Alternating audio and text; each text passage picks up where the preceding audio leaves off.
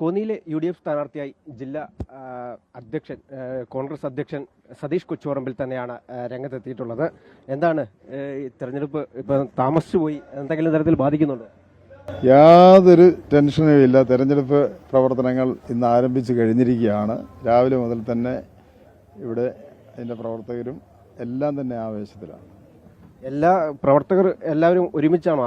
അവസാന നിമിഷം വരെ ഈ അടൂർ പ്രകാശ് ഇവിടെ സ്ഥാനാർത്ഥിയായി വരും എന്നൊരു വാർത്ത ഉണ്ടായിരുന്നു. അതിനുശേഷം ഇപ്പോൾ പ്രവർത്തകരെല്ലാം ഈ സജീവമായോ? തീർച്ചയായും അങ്ങനെയുള്ള യാതൊരു അഭിപ്രായ വ്യത്യാസവും ഇല്ല. സംസ്ഥാന UDF കൺവീനർ തന്നെയാണ് ആദ്യം എന്നെ അറിയിക്കുന്നത്. എല്ലാവിധ അഭിനന്ദനങ്ങളും അറിയിച്ചതും അടൂർ പ്രകാശ് MP തന്നെയാണ്. അദ്ദേഹവുമായി എനിക്ക് വളരെ അടുത്ത ബന്ധമാണുള്ളത്. ആ ബന്ധം തന്നെ ഞങ്ങൾ ഇതുവരെ യാതൊരു അഭിപ്രായ വ്യത്യാസവും ഉണ്ടാക്കിയിട്ടുമില്ല. ഒരേ കുടുംബത്തിൽ ഉള്ള എൻ്റെ അമ്മ വീടും അദ്ദേഹത്തിൻ്റെ അമ്മ വീടും ഒരേയാണ്. മലയാലപ്പുഴയിലാണ്, കല്ലിടുക്കിൽ കുടുംബാംഗമാണ് എൻ്റെ അമ്മയുടെ വീട്. കോന്നിയിലെ ജനങ്ങളോട് എന്ത് പറഞ്ഞിട്ടാണ്, എന്താണ് ഇവിടുത്തെ വികസന മുരടിപ്പാണോ, എന്താണ് പറയാനുള്ളത്? തീർച്ചയായും വികസന മുരടിപ്പ് എന്ന് പറയുമ്പോൾ 23 വർഷക്കാലം കോന്നിയെ കോന്നിയാക്കിയത് ശ്രീ അടൂർ പ്രകാശ് MP ആണ്.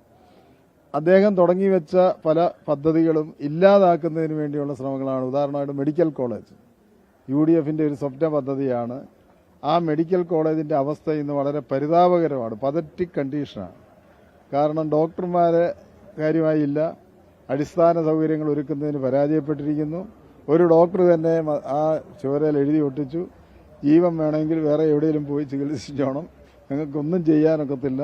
കളക്ടർക്ക് അപകടം ഉണ്ടായപ്പം, കോന്നി വെച്ച് അപകടം ഉണ്ടായപ്പോൾ അദ്ദേഹം പോയത് മുത്തൂറ്റ് ഹോസ്പിറ്റലിലേക്ക്. അങ്ങനെ എല്ലാ രീതിയിലും യാതൊരു വികസന പ്രവർത്തനങ്ങൾ നടത്താതെ കുറേ പ്രഖ്യാപനങ്ങൾ ഇപ്പോൾ അടുത്ത കാലത്ത് നടത്തുന്നുണ്ട്.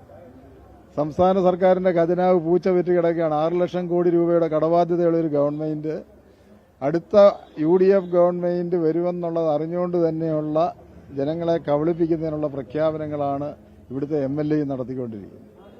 ഇന്നിപ്പോൾ നോമിനേഷൻ കൊടുക്കാൻ പോവാ, എങ്ങനെ ആവേശകരമായ ഒരു പ്രവർത്തനമൊക്കെ തന്നെയാണോ ഇനി ഉണ്ടാകുന്നത്? ഇന്നല്ല നോമിനേഷൻ കൊടുക്കാൻ പോകുന്നത്, നാളെയാണ് നോമിനേഷൻ കൊടുക്കുന്നത്. തീർച്ചയായും എല്ലാവരും ഒറ്റക്കെട്ടായി മുന്നോട്ട് പോകും. 2 ബ്ലോക്ക് പ്രസിഡന്റുമാർ ഇവിടെ നിൽപ്പുണ്ട്. UDFൻ്റെ മുൻ നിയോജകമണ്ഡലം ചെയർമാൻ ഉൾപ്പെടെയുള്ള മുഴുവൻ നേതാക്കന്മാരും ഇപ്പം തന്നെ ഇവിടെ തന്നെയുണ്ട്. ഇപ്പോഴത്തെ UDF നിയോജകമണ്ഡലം ചെയർമാൻ ഉൾപ്പെടെ അതിൻ്റെ പ്രവർത്തനങ്ങൾ ആരംഭിക്കും. തെരഞ്ഞെടുപ്പ് കൺവെൻഷൻ 22-ാം തീയതി 4 മണിക്ക് ശബരി ഓഡിറ്റോറിയത്തിൽ UDF സംസ്ഥാന കൺവീനർ ശ്രീ അടൂർ പ്രകാശ് MP ആണ് ഉദ്ഘാടനം.